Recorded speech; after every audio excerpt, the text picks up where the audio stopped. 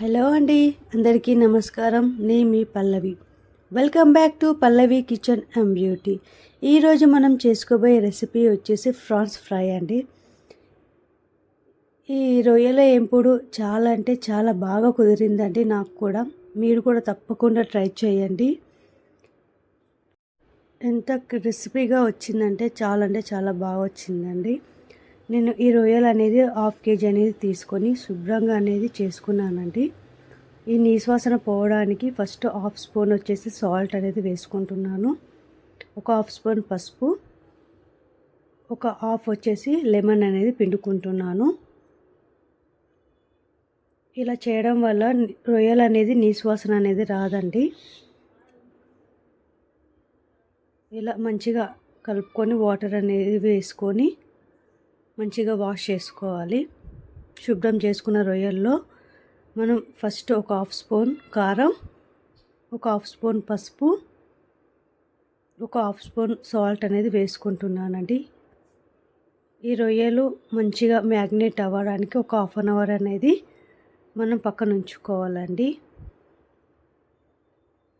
First మనం gas అనేది on చేసుకొని ఒక నాన్ స్టిక్ ప్యాన్ అనేది పెట్టుకుంటున్నాను.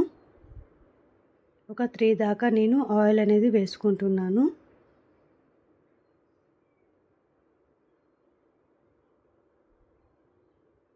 అది హీట్ అయ్యాక మ్యాగ్నేట్ చేసుకున్న రొయ్యలని మనం ఆయిల్ అనేది ఫ్రై అనేది చేసుకోవాలండి.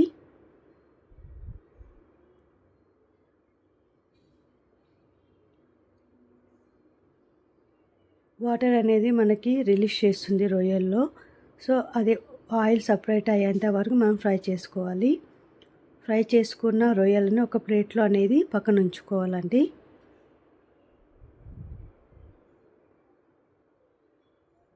అదే ప్యాన్లో మళ్ళీ ఒక స్పూన్ వచ్చేసి ఆయిల్ అనేది వేసుకొని ఒక గుప్పడంతా కరివేపాకు అనేది తీసుకుంటున్నాను.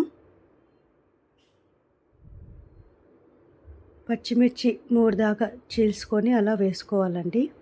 మంచిగా ఫ్రై చేసుకోవాలి ఆయిల్లో.